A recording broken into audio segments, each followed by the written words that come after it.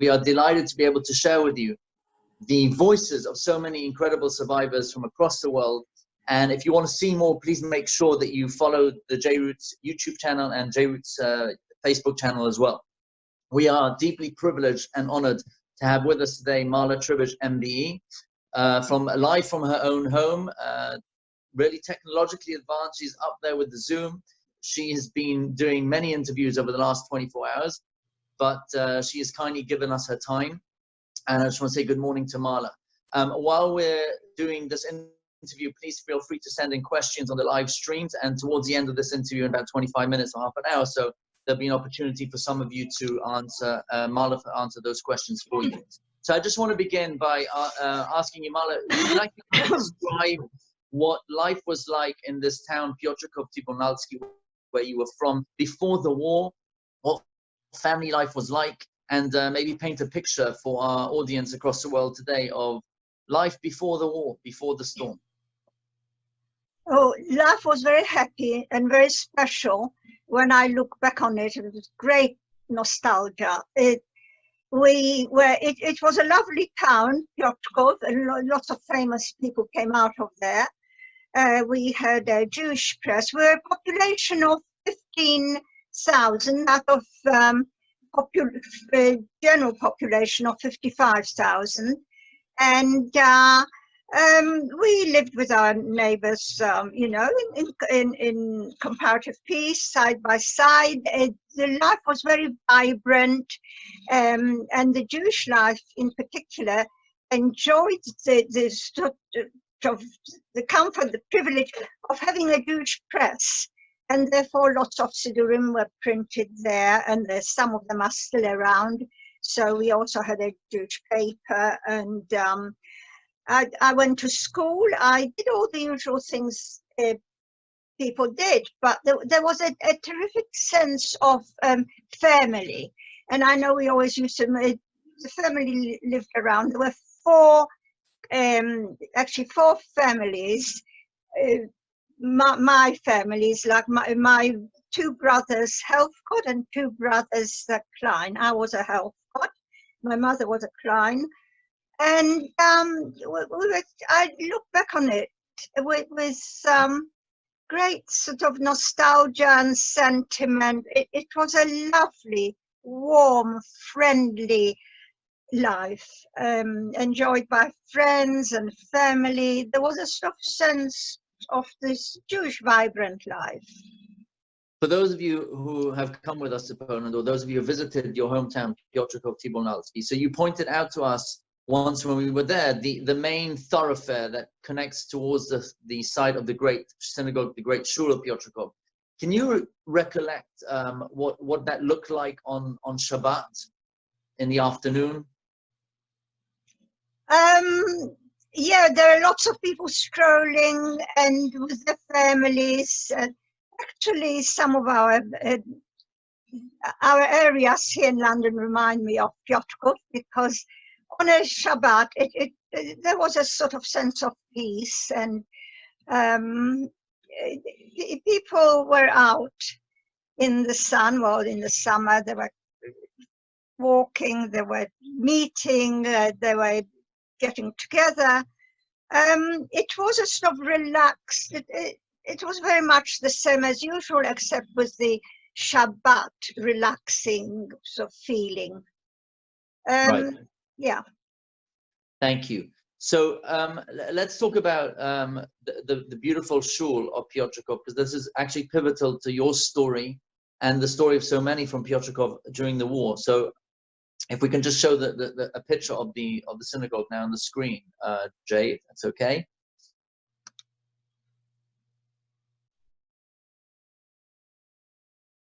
Nope. Yes, well, I suppose it's coming up. But I can tell you, it was a lovely, large synagogue. No, that's not it, but it's coming. It's coming. It's coming, yeah. But while before the war, it enjoyed lovely services and great joy being taken in it.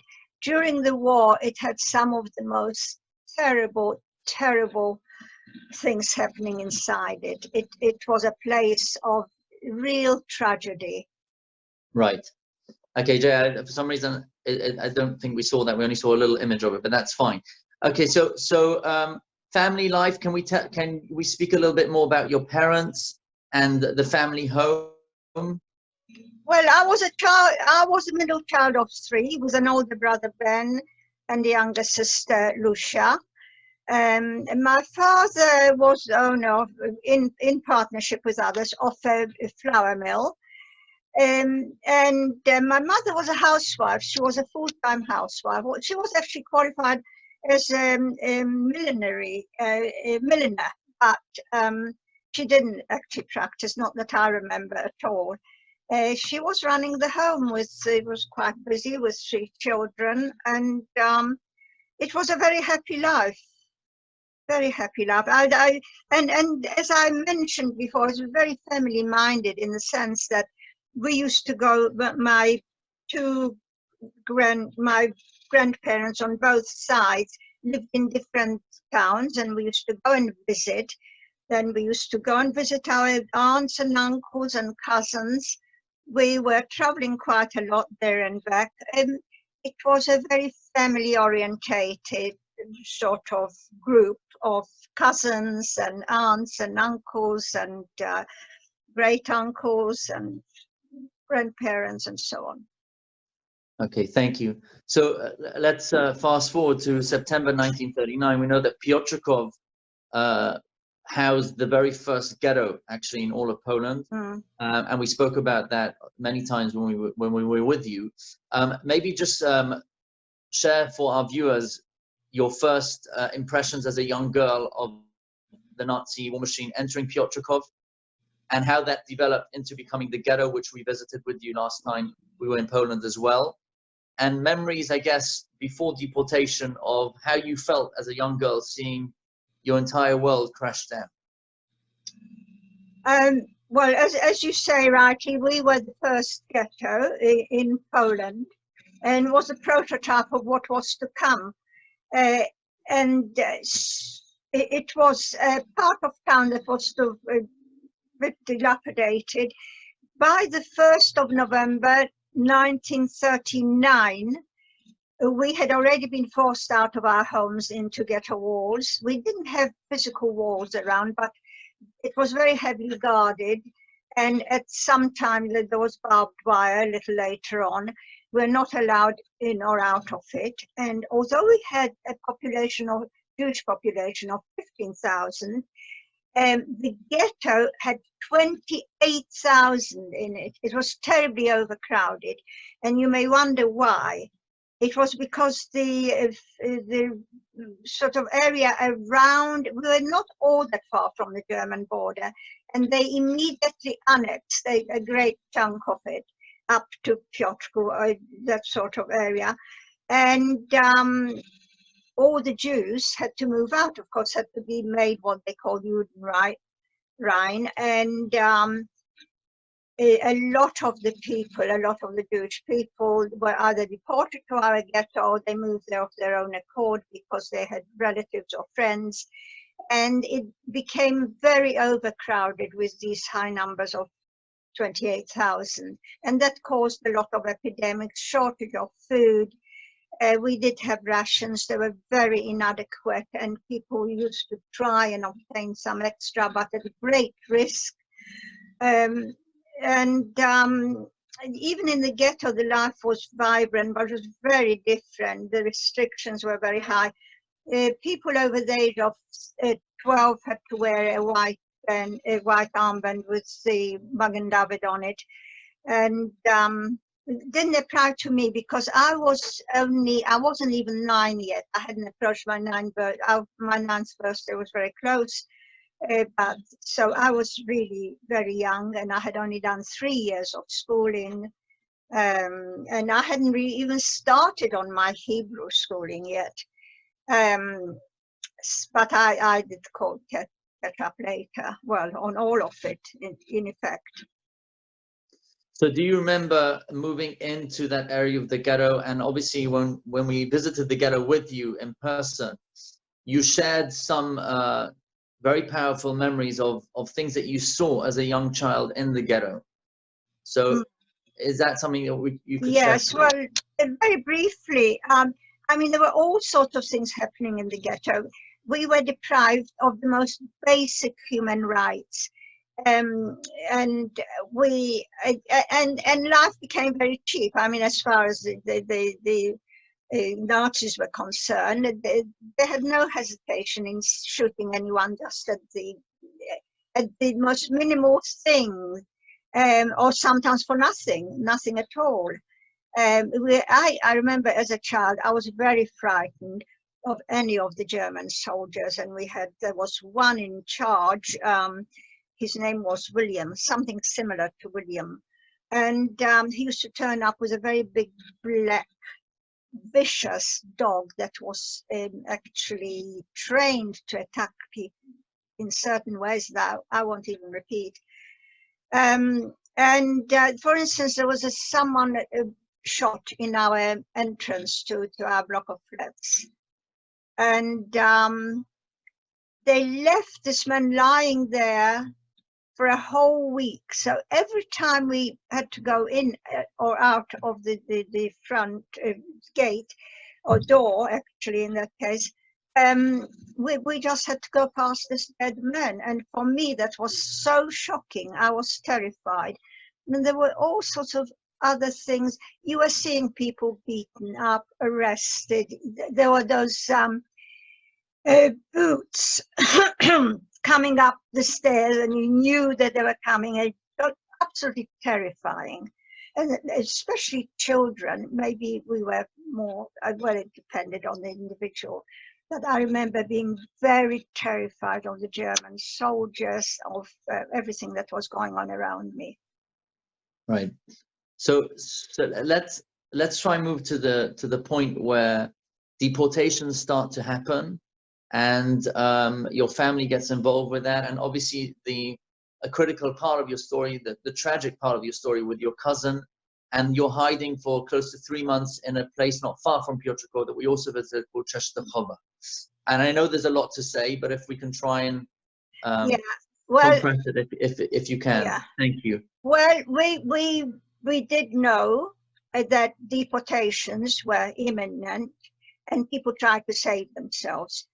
I won't go into different ways of how it was or wasn't possible, but my parents, together with my aunt and uncle, the Klein family, made arrangements for their daughter Ija and my parents for me to go and live in Częstochowa with a family who were actually doing it for money. They were highly recommended.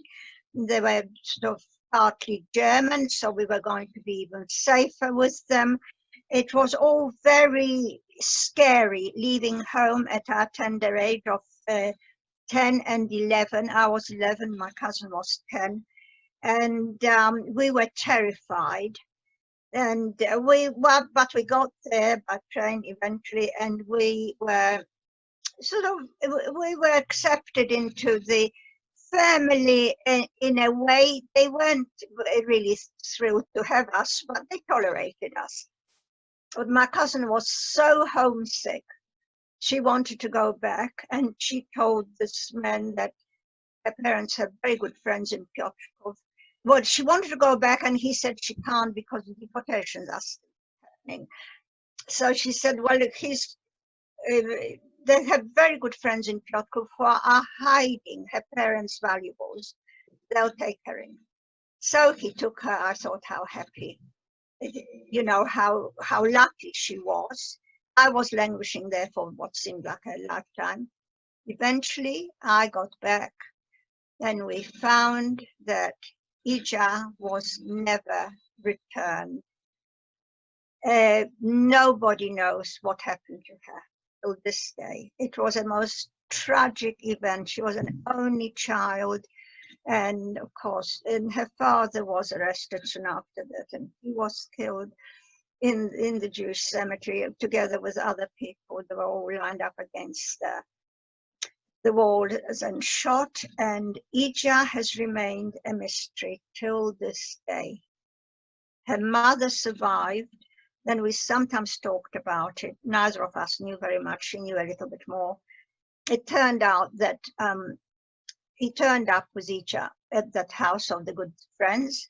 They collected a suitcase full of valuables, and he left with Ija and the suitcase. And that's the end of the story.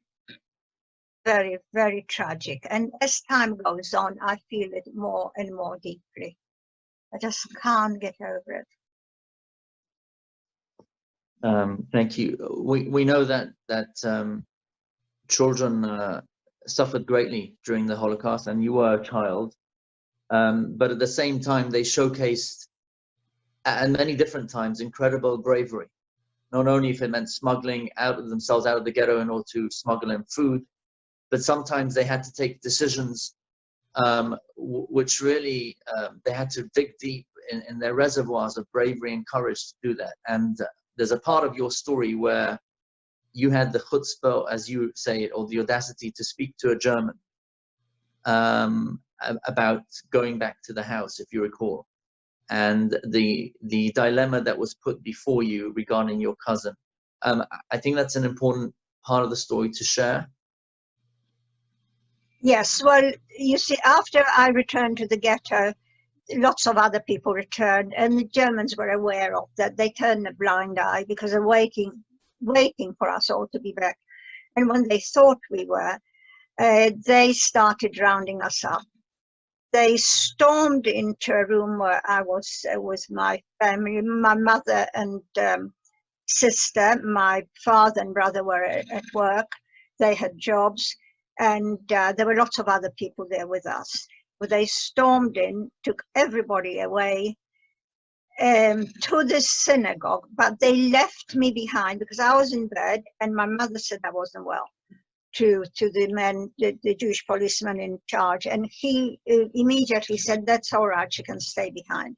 So I was left behind, and they took everybody else, and they were collecting, they were rounding up people day in, day out for a little while, taking them to the synagogue, which by now was a very dilapidated place. They kept them there without any food or water or sanitary provisions. It was a shocking episode in the history of Poland, which is well known. We always refer to it as the synagogue, and we know what we're talking about. But we would say, oh, so-and-so in the synagogue. But after some time, I don't know the time scale, it was possibly a few weeks, a couple of weeks, they marched them all out in groups of 50 at dawn.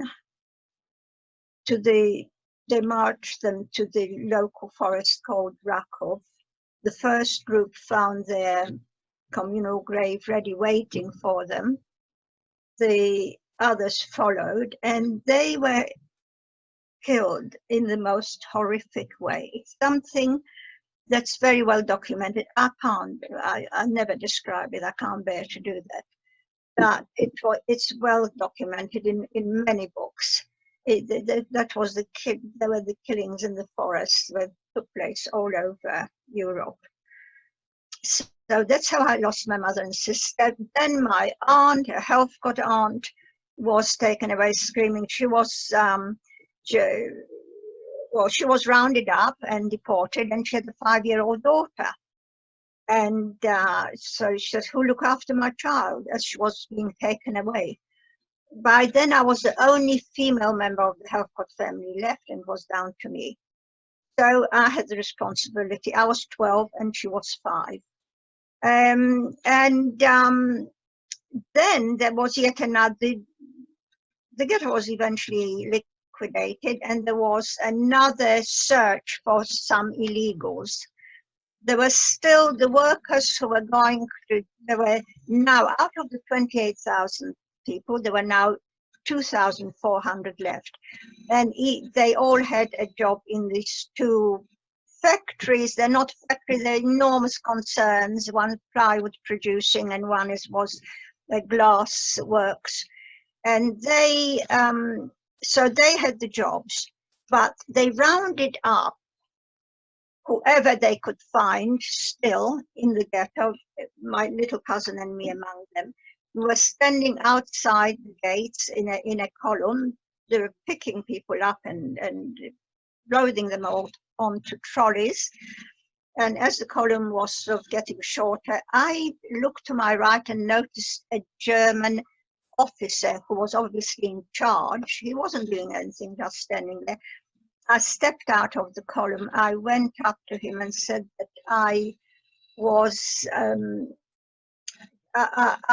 separated from my father and brother. They're inside the ghetto. Can I go back to them? And he was flabbergasted. I don't know what he was thinking, but I still remember his face. It was a kind face, and he was sort of surprised. But he actually said, called over a Jewish policeman and said, take her back inside the ghetto. Now, on the way, I said, just a minute, I must collect my cousin. And he said, you can't, because she hasn't had permission. And I said, well, what do I do? Do I miss the chance of being reunited with Ben and father? Or do I abandon my little cousin? It was a terrible, terrible dilemma. And it was, I want you to really take that on board, because the Holocaust was full of such dilemmas. Some even worse, some not as bad. They were all terrible. And I really didn't know what to do, but I just wouldn't give in. I just kept, whatever the policeman said, I kept arguing against it. And eventually, I don't know why or how, he suddenly said, well, then quickly, just get her quickly and go through the gates. And I know where I would have been if that hadn't happened, because there is actually in the forest where there is a stone, a memorial stone, where these children that were on this transport are included. There's 36 of them, and they died a horrible death, and they're commemorated there. So I would have been with them without a doubt. So I was really, really lucky to get away on that occasion. Thank you, Mala. So let's, because our time is not so long, we moved that eventually you are rounded up and you are placed on a train on cattle carts towards Bergen-Belsen. Maybe if you can spend a few moments discussing that journey and what life was like in that camp before liberation. Well, eventually I went through, first of all, a labor camp. At the age of 12, I became a laborer in a factory, a slave laborer. And then after that, we were deported. Well, the men to Buchenwald, and I was the woman to Ravensbrück. And then after that, we were further deported to Bergen-Belsen. That turned out to be the final stop for us. And Belsen was a place beyond imagination. You could never imagine the scenes that were there. We arrived, we had to walk from the train to the camp, and they didn't have room for us because they were moving so many from Germany, from Poland into Germany as the liberators were nearing. And they put us up in a tent overnight, and the next morning they took us in. And what I saw, well, I can just tell you a bit of it, what's ingrained on my mind. As we went into, the first thing that hit you was the smog and the smell. I won't tell you why. You can imagine, or you can read about it. And there were, in that smog, there were people there. There were skeletons, really. And they were just shuffling along aimlessly. And as they would shuffle, they would collapse and die. And you could be speaking to someone, they collapse and die in front of you. And there were so many dead bodies around, and there were piles of bodies and piles of naked, twisted, decaying corpses. It was a shocking scene, but ultimately, as they were taking us to our barracks, which was also, the barracks were terribly overcrowded, one that should have had 80 people in it. In some cases, the reports were, I personally didn't count them, but I've read reports in the Medical Journal, and there were as many as 1,000. Not all of them were alive. They didn't know who was dead and who was alive. But I heard from someone on the way, there's a children's home somewhere in the camp. I quickly set out to find it with my little cousin. And at first they wouldn't take us because I was too old. I was by then 14, but they relented because there was no way Anne would stay without me. And that was a bit of luck. I mean, we definitely would not have survived had we stayed on the main camp. Thank you. So do you recollect the day of liberation and how you felt at the time and what that meant to you? Well, I actually, during the liberation, I was ill with typhus. Even in those minutely better conditions, I succumbed to typhus. And I remember lying on my bunk by the window on the upper bunk. And I must have sort of come back into consciousness because I remember seeing people running. And I didn't know where they were running or why, but that didn't interest me. What I was fascinated by is how have they got the strength to run?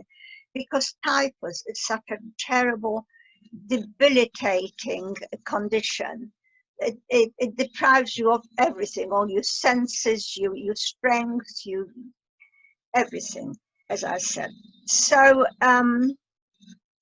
that was the day of liberation, the 15th of April, 1945, when Bergen-Belsen was liberated by the British forces.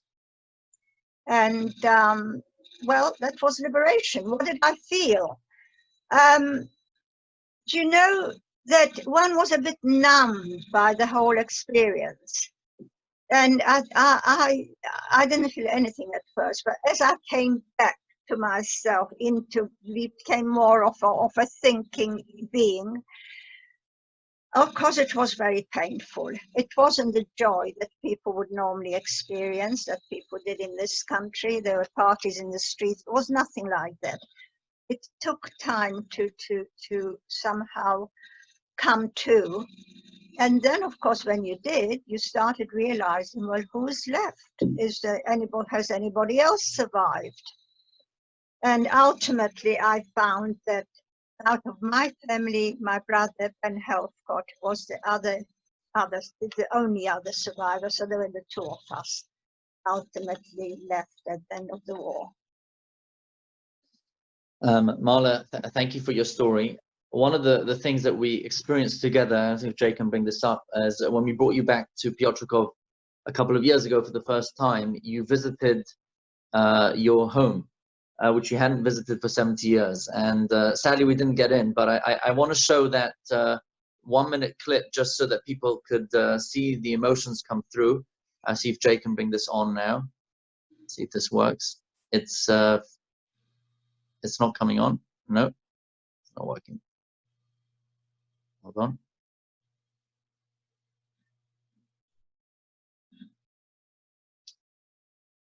Oh, I suppose one needs to find it among these photos. No, it's here. He's got it selected, video, yeah. The screen's frozen. Yeah. Okay, Jay, if it's not working, don't worry. That's fine. Well, if you can carry on trying, perhaps, and come in when you're ready. Ah, it's moving now. No, it's not working. Okay.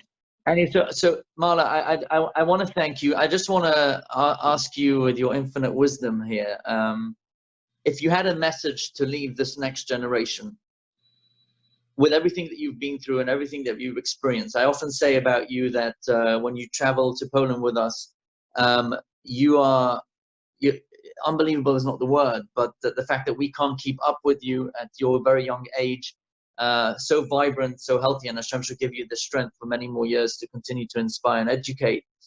But if you had to give one message to the next generation, what would that be? Well, just before I do that, because you've sort of concentrated on my town quite a lot, and you've seen me there, and I just want to tell you what it means to me to be there. And I know I haven't got much time, so it is very meaningful to me, despite everything that happened there. When my friends heard the first time that I was going back, they said, "What? Oh, are you a masochist or something?" But to me, that place will always have, well, that town will always have a place in my heart, because that's where I had my early years with my parents, and it's all very meaningful. And if I can just repeat my brother's words, and he went back there before anybody else. They went there as the war finished to see who survived. And he's been back many, many times. He knows the administration, the people there. He's got a very good relationship. But in the early days when he went back, and that was broadcast, and it was Michael Friedland who asked him, "Well, what does it mean to you to be here?" And he said, "When I walk along the street, I feel that my parents are walking with me." And that's really what I feel. Not specifically that all the time, but it is very, very meaningful to me. And as for the message, well, it's everything is like a long thing. I'll shorten it. But the important thing is for young people to take it on board and to see what happens when a civilization breaks down, and the despot rules, and there is prejudice and discrimination. And it's as quote our previous chief rabbi, it starts with the Jews, but it doesn't finish with the Jews. And when I speak to people, I particularly draw their attention to the fact that they need to be vigilant, and they need to be active, stand up to injustice, to prejudice, be on your guard, and don't allow it to spread, because we have seen what it leads to. I don't have to tell you. It's very well documented. Absolutely. Thank you, Mala, for your time. I just want to check with Jay, who's online as well. Are there any questions that have been fed through that you can share with us, or should we end the interview here? Yes, we have one question. Okay. All right. So apparently, Rena Quint was also from Piotrków. Yes. And you yes. know, that's the question. Yes, absolutely. I'm pleased you brought that up, because actually I meant to tell you, Rabbi, that I know her very well, because I have seen her name on the list. I have met, she comes from my hometown. She was in the Piotrków ghetto. She knows all about it. She's written a wonderful book. She's a lovely lady. She's a very good friend. When she came to London last year, she made sure that we met, even though she was very short of time. And she's just lovely. And I would actually like to hear her speak, or see when her slot is. But I do know Rena, of course. I think Mala's gone. Jay, is that the end of the interview, I think? You can stop whenever you'd like. We're still going. Oh, you're back. Sorry, Mala, you disappeared for a minute.